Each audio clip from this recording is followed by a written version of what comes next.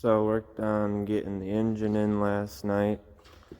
I didn't take any video of the rebuild process, but when I tore it apart, I had 3 cylinders that had the pistons destroyed on it. So I'll put some photos up because I took some photos of it, so I'll put them in.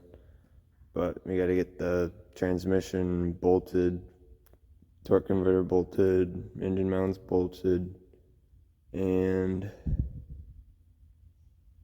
other than that, I don't know.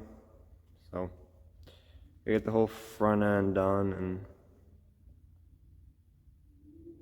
we'll go from there. Gotta remember where all this goes. I didn't document anything. So hopefully I don't forget anything. Finally got the engine in, got oil in it, new filter, filled it with coolant.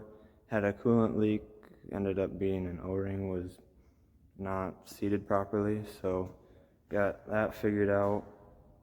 No leaks so far, but we're gonna try to fire it up. You can see I spilt quite a bit, but I'll get that cleaned up. But it's all in there. Everything's tightened down, so I'll set you up and we'll try to fire it up.